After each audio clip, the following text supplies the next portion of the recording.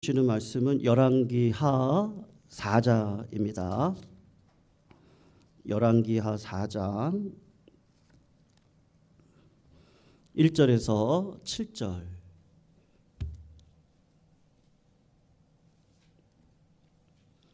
1절에서 7절 우리 교독으로 읽겠습니다.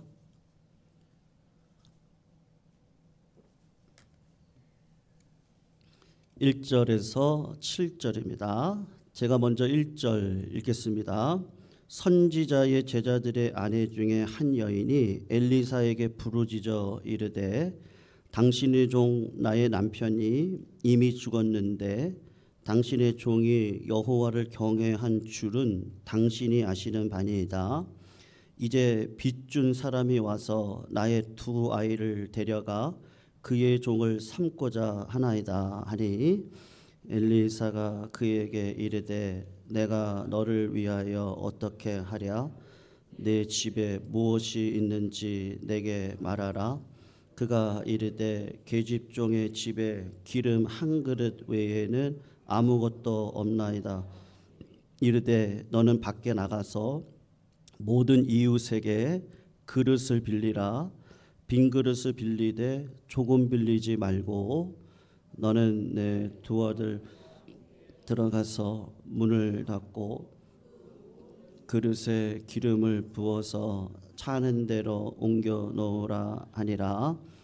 여인이 물러가서 그의 두 아들과 함께 문을 닫은 후에 그들은 그릇을 그에게로 가져오고 그는 부었더니 그릇에 두 탄지라. 여인이 아들에게 이르되 또 그릇을 내게로 가져오라 하니 아들이 이르되 다른 그릇이 없나이다 하니 기름 곧 그쳤더라. 같이 읽습니다.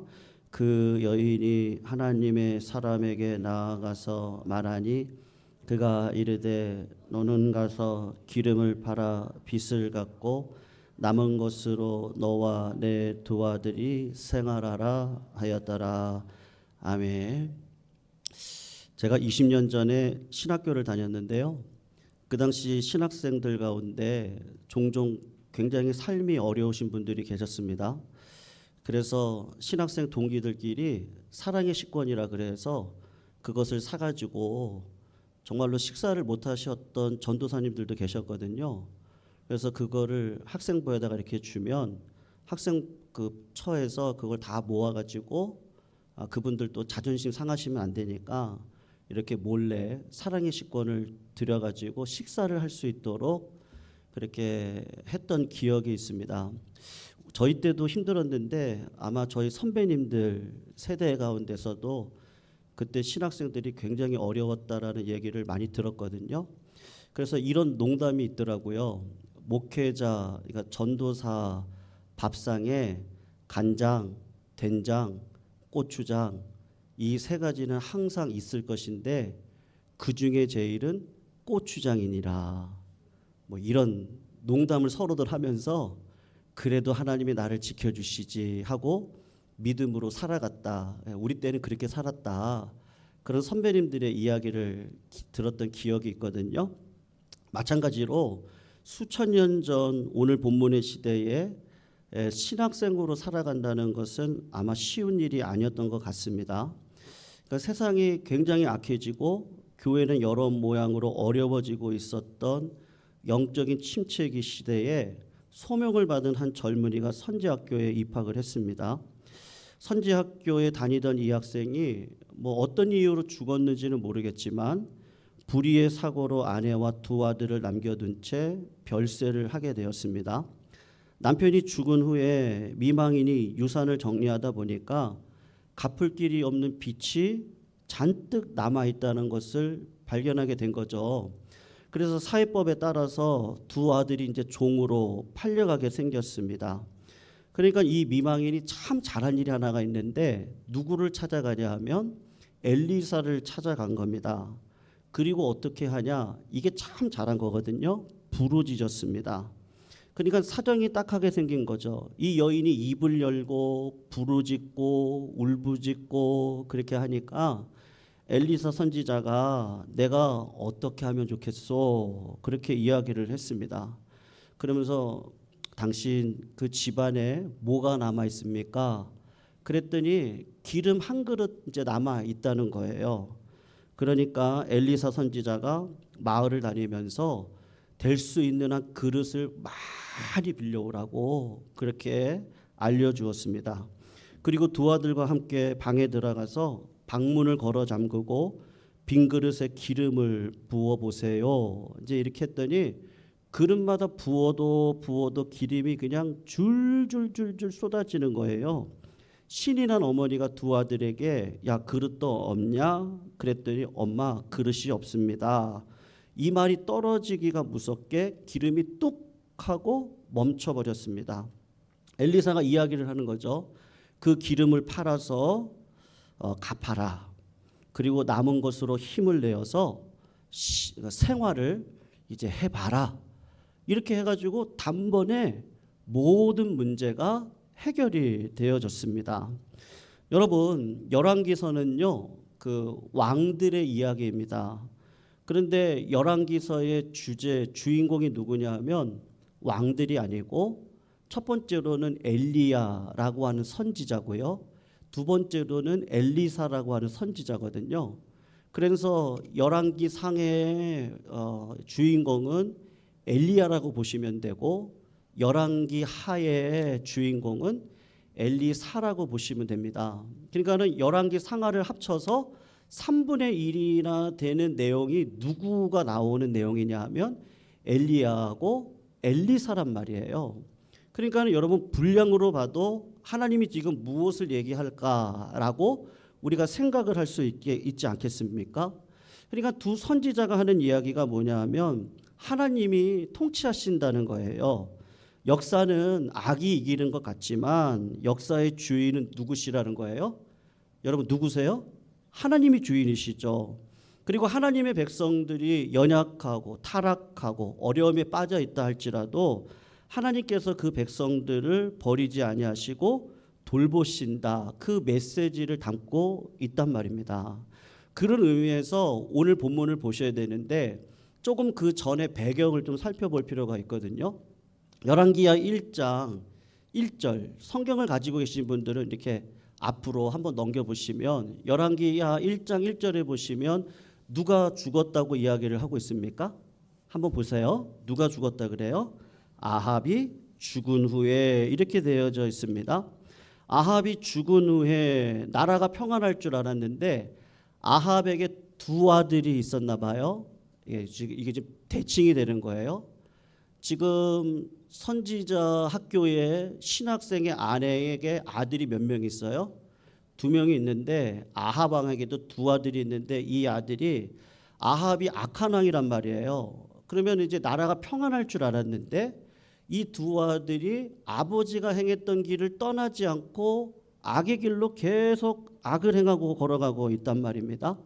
그러니까 시대가 어떻다는 거예요? 굉장히 힘들고 어려운 상황이라는 것을 짐작할 수 있겠죠. 왜 그럴까? 이제 이유가 있거든요.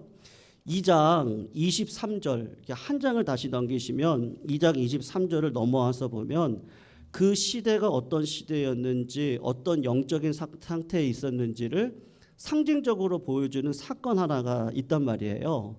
그 23절을 이렇게 보시면은 마을의 아이들이 엘리사가 지나가는데 찾아온단 말이에요. 그런데 그 아이들이 원문으로 보면 청소년을 상징을 하고 있어요. 그런데 이 아이들이 엘리사에게 찾아와서 뭐라고 얘기하냐 하면 이렇게 얘기를 하는 거예요. 대머리여 물러가라. 이렇게 얘기를 하는 거야. 대머리여 물러가라. 이제 이렇게 이야기를 한단 말입니다. 그럴 때 엘리사 선지자가 하나님의 종으로 기름 부으심을 받았단 말이에요. 그러면 여러분, 내가 하나님의 종으로 기름 부음을 받으면 굉장히 입을 조심하셔야 되거든요.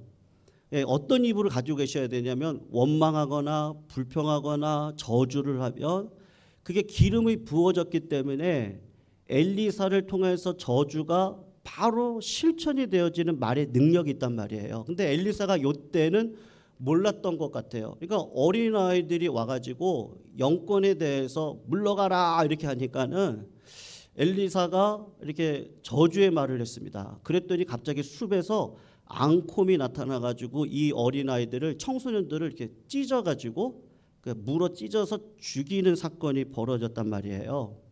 그러니까 이 사건이 굉장히 난해한 구절인데 이 배경이 뭘까 이렇게 생각을 해보면 백성들이 바알 숭배에 빠져서 그러니까 이 시대의 철학은 뭐냐 하면 번영이에요. 예. 여러분 유튜브를 보시거나 신문을 보시면 뭐 연예인들 얘기가 주로 줄을 이루는 것 같은데요. 보시면 우리 그 세대의 철학이 지금 어디를 향해서 흘러가는가를 이렇게 신문을 보시면 그러니까 헤드라인만 보시면 되거든요. 뭐 들어가서 저는 보지는 않습니다만 헤드라인을 이렇게 보시면 뭐 굉장합니다. 뭐 어디를 여행 갔더라.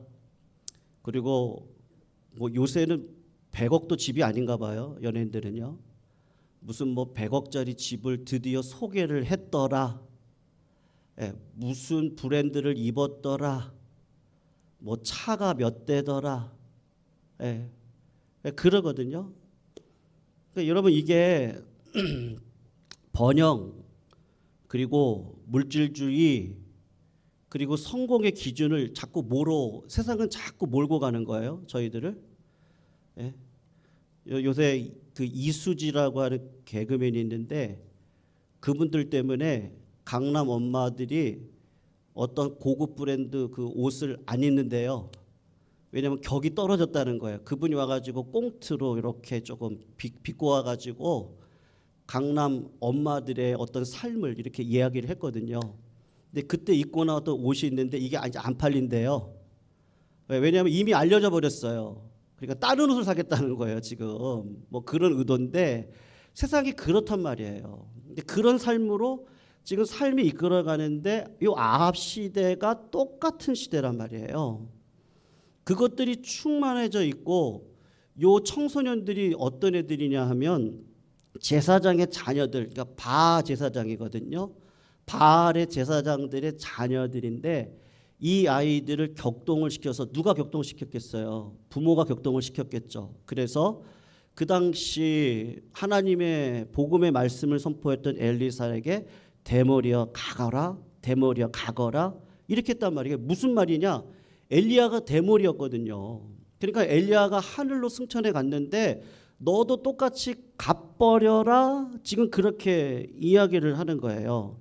그러니까 영적으로 대단히 악한 시대였다는 것을 오늘 본문이 있기 전까지 지금 시대 흐름이 그렇다는 것을 보여주고 있는 거예요. 그러니까 여러분 이스라엘이 망한 이유가 왜 망했겠어요? 이 번영신학, 성공신학, 물질주의에 빠져서 모든 가치관이 다 뭐로 드러나냐면 사람은 외모를 보잖아요. 그러니까 그 외모에 흔들리는 어리석은 사람들을 흔들어 놓기 위해서 하고 있는 방편이 뭐냐? 그럴 때 왕이 해야 될 일은 균형을 맞춰야 되는데 여러분 다윗이 왕이 되고 난 다음에 인자와 사랑만으로 안 됩니다. 정의를 따르겠습니다. 이게 시편 101편의 고백이거든요. 왕이 되고 나니까 책임감이 커요. 그래서 어떤 나라를 내가 끌어가야 될지 세상의 가치관이냐 아니면 하나님 나라의 은혜를 내가 백성들에게 선포해서 지금은 조금 힘들 수 있는데 결과적으로 정의가 하나님의 인자가 승리했을 때 그럴 때 서로가 삶을 유통하면 그때부터 진짜 부요한 삶을 살게 되어져 있거든요. 지금의 가치관은 한 여자 개그맨에 의해서 어떤 브랜드가 이제 비춰진 거죠 한번.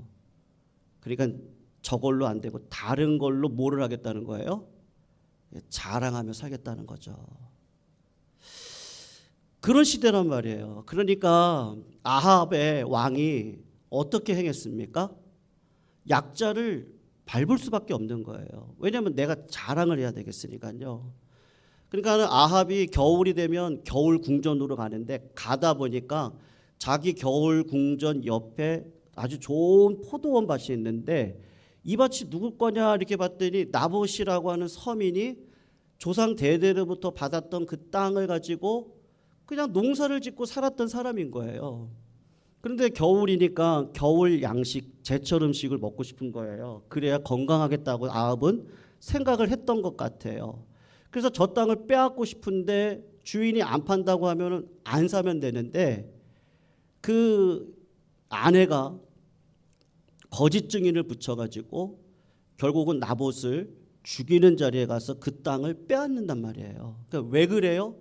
그랬을 때 그 10년 가운데 뭐가 들어가 있냐 하면 번영, 성공, 물질주의 이런 게 지금 다 들어가 있는 시대란 말이죠. 그런 시대 가운데 약자들이 어떻겠어요? 굉장히 고통과 고난과 아픔 가운데 살아갈 수밖에 없는 구조란 말이에요. 그런 구조 가운데 하나님께서 그 사람들을 살려주시는 비결이 있는데 그게 뭐냐 하면 굉장히 상징적인데 이 여자가 잘한 게 뭐냐? 엘리사를 찾아왔다는 거예요. 여러분, 우리가 이 땅을 살아가면서 뭐 여러 가지 어려움들이 많잖아요. 근데 그 어려움들을 가지고 우리의 본성은 원망하기가 일수입니다. 그리고 우리 본성 자체가 비교하기가 일수예요. 사람들은 그걸 다 알아요. 그래서 그 비교를 통해서 경쟁의 우위 가운데 서려고 하는 게 이 세상의 철학인데 이 여인은 믿음의 여인이어서 누구한테 오느냐 하면 엘리사에게 오는 거예요. 원망하지 않아요. 마음의 상처를 가지고 이 땅을 살고자 하지 않아요. 그리고 엘리사에게 찾아와서 차크라 그러거든요. 헬라어로. 이게 히브리어로 차크 이러는데 이게 지금 부르짖는다는 거예요. 여러분, 우리가 동물의 왕국 같은 걸 보시면 목마른 사슴이 시냇물을 찾아 헤맬 때 이 목마른 사슴이 아주 그냥 꺼이 하고 울어요. 왜냐하면 이제 목이 말라서 죽을 수밖에 없는 현실 가운데 있거든요. 정말 죽음의 자리예요. 이제는요. 내 삶은 죽을 것 같아요. 내 삶에 어려움이 왔는데 이게 도대체 무슨 상황이야 하면서 죽을 것 같단 말이에요. 그럴 때 하나님이 계시다면 어떻게 이럴 수 있어? 그게 아니라 인생에는 어려움이 없었던 적은 단 한 번도 없었거든요. 그거를 세상 사람들은 자꾸 부여와 번영과 성공으로 그거 다 지나가고 나면 내가 가져갈 수 있는 게 아무것도 없어요. 다 나뭇가지 같은 거거든요. 사랑하는 성도님들, 이 여자에게 어떻게 그런 마음이 있었는지 모르겠는데 부르짖는 거예요. 억수로 소낙비가 내리는데요. 천둥이 치잖아요. 번개가 그냥 막 쩌렁쩌렁 쳐요. 근데 부르짖는다는 의미가 딱 그런 의미예요. 소나기가 내려오고 홍수가 나는데 번개와 같은 부르짖음 하나님 하고 안으치는데 그 번개가 모든 소나기를 다 덮어버리는 그런 부르짖음.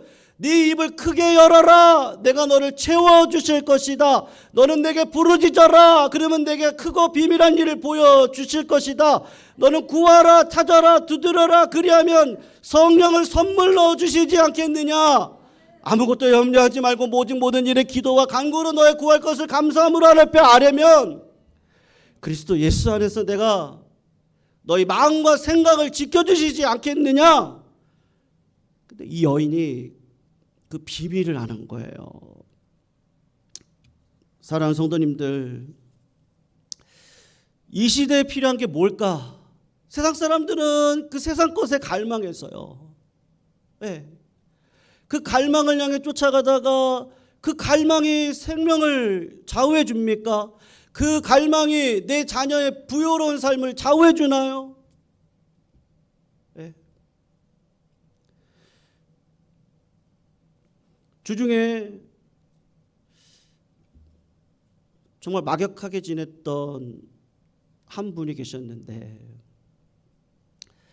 너무 황망하더라고요. 네. 굉장히 그냥 부유하게 사시고 평범하시고 굉장히 헌신하시고 약자를 보면 품으려고 그러시고 그리고 결혼을 해서 아이가 안 생겨서 기도 제목을 얘기하시면 같이 기도하고 그랬던 가정이거든요.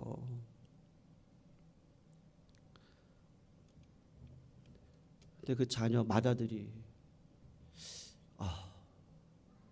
별세를 했다는 거예요. 그 부모 입장에서요, 야, 그동안 내가 이 가업을 이어갈 자식이 없으면 무슨 소용이 있겠습니까? 제가 한 이틀간을 정신을 못 차리겠더라고요. 이틀간을. 너무너무 충격적이었어요. 너무너무. 인생이라는 게 뭐지? 다시 되돌아봤어요. 도대체 신앙생활이라는 게 뭘까? 도대체 기도라는 건 뭐고? 굉장히 아주 고심하는 시간이었거든요. 개인적으로 히브리서 말씀을 가지고 다시 은혜를 얻긴 했는데, 사랑하는 성도님들, 요한계시록 3장에 보면 라오디게아 교회가 나오거든요. 네가 말하기를 나는 부자라 부유하고 부족함이 없다 하나 네가 곤고한 것과 그리고 가련한 것과 눈먼 것과 벌거벗은 것을 알지 못하는구나. 주님이 그렇게 말씀하시거든요. 여러분, 하나님께서 오늘도 우리 성도님들에게 요구하시는 게 뭘까? 환난 날에 나를 부르라. 내가 너를 반드시 건져주시리라. 믿으시기를 주의 이름으로 축원합니다. 그러니까 여러분, 이 여인이 엘리사에게 찾아와가지고요, 찾아와서 얘기를 하는 거예요. 부르짖는 거예요. 어떻게 해요? 어떻게 해야 돼요? 그러니까 엘리사가 내가 너를 위해 뭐를 해주랴? 엘리사는 나는 아무 힘도 없는데 내가 너를 위해서 할 수 있는 게 없다. 그게 아니고 엘리사가 하고 싶은 얘기는, 그래, 네가 입을 열리네, 열고 나를 찾아왔네, 그래, 내가 너를 위해서 해줄게. 근데 엘리사가 중요한 영적인 원리 하나를 이야기하는데, 그게 뭐냐 하면 너에게 뭐가 있니? 그 이야기를 하세요. 이건 굉장히 중요한 원리예요. 사랑하는 성도님들, 이 땅을 살아가면서 하나님께서 무에서 유를 창조하셨던 하나님이신데, 유를 창조하시고 난 다음에 우리들에게 요구하시는 그 믿음의 삶이 뭔지 아십니까? 그게 뭐냐 하면요, 너에게 뭐가 있니? 우리는 하나님이 아니기 때문에 무에서 유를 창조할 수 없는 사람들이에요.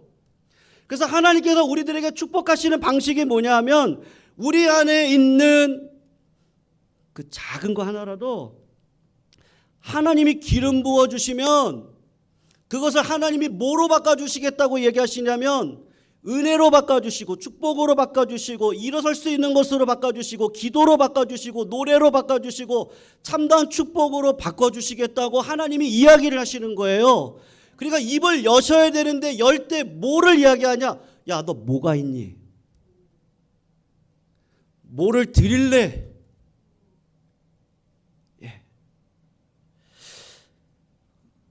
기적의 원리가 담겨져 있는데, 입을 여는데 그 여는 방식이 뭐냐? 너 가지고 있는 게 뭐니? 이 여자에게 있는 건 뭐예요? 그냥 기름 한 종지예요. 기름 한 종지. 그러니 너 그거 있구나. 그러면 가서 그릇을 많이 빌려와라. 무슨 말이죠? 낙심하지 말고 믿음으로 살아라. 하나님이 두려워 말라, 놀라지 말라, 내가 너와 함께함이니라. 믿으십니까? 그러시면요, 믿음으로 살아가시면 되는 거예요. 하나님, 너는 내게 부르짖어라. 내가 내게 크고 비밀한 일을 보여주시겠다.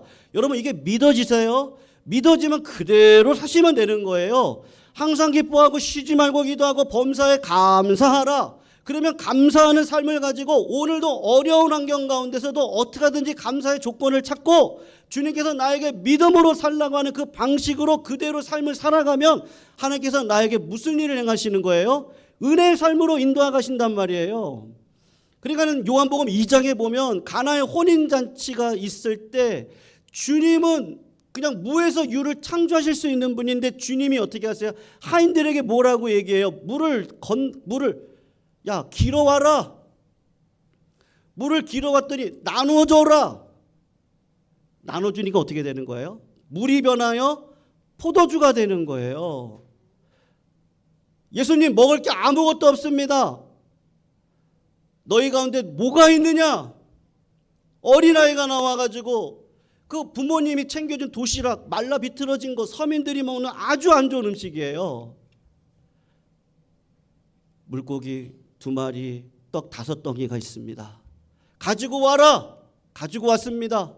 기름을 부으시고 기도를 하시고 나누어 줘라. 나누어 줬습니다. 그랬더니 어떤 일이 벌어지는 거예요? 5,000명이 먹고도 12강줄이가 남는 사건이 벌어지더라고 하는 거예요. 사랑하는 성도님들, 하나님께서 우리들에게 요구하시는 게 뭐예요? 내 안에 있는 그 알량한 믿음 말이에요. 그거 하나만 가지고도 이 땅을 살아가면 하나님께서 어떻게 하시겠다는 거예요? 길을 여시고 내 삶에 모든 막혔던 것들이 풀리게 하시고 은혜를 주셔서 마침내 나의 삶 가운데 승리의 삶을 살아갈 수 있도록 인도해 주시겠다고 하는 거예요. 사랑하는 성도님들, 그러니 저희 딸아이가, 막내가 진짜 공부하는 거를 제가 볼 때는 작년 한 10월부터 했던 것 같아요. 네. 자기 나름대로 굉장히 열심히 한다고 하는 것 같더라고요. 제가 말씀드렸죠. 예전에 말씀드렸는데 이 아이를 가르쳐 주지도 않았는데 공부하기 전에 성경 한 구절, 2구절 아니면 한 장을 읽고 공부를 해요. 막내가. 그래서 야, 너 대견하다. 그런데 아니나 다를까 수학 점수를 맞았는데 한 60몇 점을 맞았나 봐요. 그래서 찾아와서 저한테 그러더라고요. 하나님이 살아계신 거 맞냐고. 살아계신 거 맞지. 근데 지우야, 너 이제 공부 시작했잖아. 꾸준히만 해. 꾸준히. 응? 꾸준히 하면 되는 거야. 이제 시작해놓고 첫 술에 배부르랴? 응? 하면 되는 거야. 몰라도 엉덩이 싸움이잖아요. 공부는요.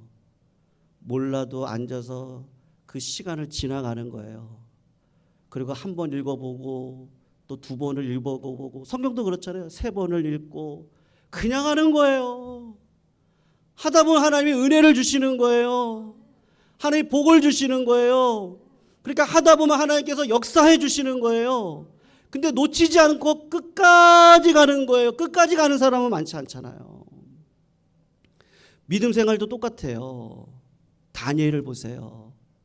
다니엘 1장을 보면 이 어린아이들이 굉장히 예배할 환경도 아니고 포로로 잡혀왔고 부모님이랑은 헤어졌고 도대체 여기서 뭘 어떻게 살겠어요? 근데 다니엘과 세 친구들이 가지고 있는 게 뭐예요? 믿음이요.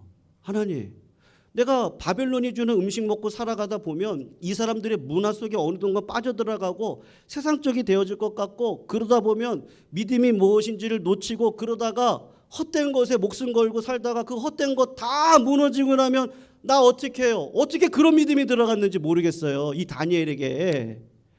그래서 다니엘서를 보면은 내가 뜻을 정하고 바벨론이 주는 음식을 먹지 않겠다고 했거든요. 그럴 때 하나님께서 어떻게 하시죠? 은혜를 주시는데 환관장의 마음 가운데 어떤 은혜를 주시냐면 요런 버르장머리 없는 놈들이 있나? 이방인 주제에 3년 동안 왕의 스라에서 음식 먹고 고관으로 세워주겠다고 하면 고맙게 생각해야지. 요 놈들 그냥 먹어! 이렇게 할 수도 있잖아요. 근데 환관장이 어떻게 하는 거예요? 하나님 은혜를 붙드니까 이 아이들이 어릴 적에 그 은혜를 붙드니까 하나님이 그 환관장의 마음을 바꿔주시는 거예요. 그래서 환관장이 그런 마음을 갖지 않고 솔직하게 이야기해요. 이 아이들한테 뭐라고요? 내가 그렇게 해줄 수 있는데 너희들이 얼굴이 낯빛이 어둡거나 살이 마르면 나는 목이 달아난다. 그러니까 내가 못 해주겠다. 그랬더니 하나님이 지혜를 주시는 거예요. 그러면 10일만 해보시죠. 10일만 해봅시다. 그런데 안 될 수도 있잖아요. 근데 하나님의 은혜를 주셔서 어떻게 해요? 10일 동안 하게 하시고 은혜를 받으니까 바벨론의 음식을 먹었던 친구들보다 오히려 얼굴이 더 좋아지고, 그리고 난 다음에 하나님의 은혜를 경험하니까 그 다음에 주시는 은혜가 뭐예요? 은혜 위에 은혜. 세상의 모든 지혜를 통달할 수 있는 은혜를 주시고, 다니엘에게는 뭐를 더 주시는 거예요? 꿈을 해석하고 환상을 해석할 수 있는 능력을 주셔서 다니엘이 어디까지 있었느냐? 고레스 원년까지 있었다고 그렇게 얘기를 하는데, 다니엘이 15살에 부름받아 포로로 끌려와가지고 85세가 될 때까지 다니엘은 어떻게 산 거예요? 믿음으로 살았는데, 믿음으로 살 때 사자굴에서 죽을 위기 가운데서도 하나님은 어떻게 하시는 거예요? 그를 살려내시고 믿음으로 붙들고 살아갔던 그 믿음의 백성들을 최종적으로 믿음의 삶으로 인도해 가시는 은혜 가운데 붙들어 주시는 거예요. 여러분, 하나님은 살아계세요. 이 여인이 문을 다 닫고 이렇게 랑데뷰가 되지 않았을까요? 아빠는 없고 빚은 산더미예요. 문을 닫고 내 자식을 끌어안고 막 우는 거예요. 누구야? 야, 내가 엄마가 힘이 없어서 내가 너를 팔을 수밖에 없구나. 엄마도 울고 애도 울고 먹을 게 없어가지고. 야, 너희 아버지는 일찍 갔는데. 문을 닫고 얼마나 울었을까요? 근데 문을 닫고 기름을 쫄쫄쫄 하는데 기름이 계속 나오는 거예요. 자식을 끌어안고, 야, 이제 우리 살았다. 내가 엘리사를 찾아간 거 정말 잘했다. 나 믿음 놓치지 않길 정말 잘했다.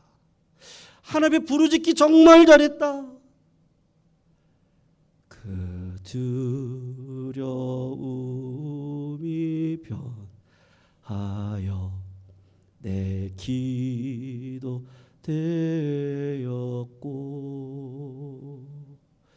전날의 한숨 변하여 내 노래 되었네. 야, 얘들아, 진짜 하나님 살아계신다. 얘들아, 우리 이 가족 이제 믿음으로 살자. 우리 믿음으로 살면 첫 술에 어떻게 배부르랴? 하나님 반드시 책임져 주신다. 사랑하는 성도님들, 빈 그릇들이 있으시잖아요. 주님 앞에 나오셔서 부르짖으면, 그리고 삶이 아무리 힘들고 어려워도 주 안에 있는 나에게 딴 근심 있겠습니까? 주님만이 나의 삶의 주인이십니다. 그리고 다윗의 고백과 같이, 하나님, 완전한 길에 제가 하나님 앞에 서겠습니다. 그럴 때 하나님이 어떻게 해주세요? 야, 네 마음 참 가릭하구나. 내가 너의 주인 되어줄게. 그 다음부터 무슨 일이 벌어져요? 기적과 같은 일들이 벌어집니다. 그걸 경험하는데 어떻게 하나님 없다고 얘기할 수 있어요? 내가 분명히 알겠는데 제가 어떻게 성도님들한테 세상 것 붙들라고 이야기하겠어요? 하나님 살아계시는데. 사랑하는 성도님들, 하나님 붙드시자고요. 네. 그리고 하나님 붙드시고 넘어질 수 있죠. 근데 하나님이 다시 일으켜 주시는데, 내가 그걸 경험하는데 어떻게 하나님이 없다고 이야기할 수 있어요? 소망이 있는데, 죽음을 이기신 예수 그리스도가 내 삶 가운데 있는데 어떻게 내가 하나님을 부정할 수 있어요? 오히려 역전시켜 주시나 그 하나님. 두려움이 변해서 기도로 바꿔주시고, 한숨을 바뀌어서 찬송으로 바꿔주실 그 하나님이 계시는데, 사랑하는 성도님들, 하나님이 계십니다. 그 하나님 의지하시면서요. 우리 시간 다 같이 370장 같이 찬양하시면서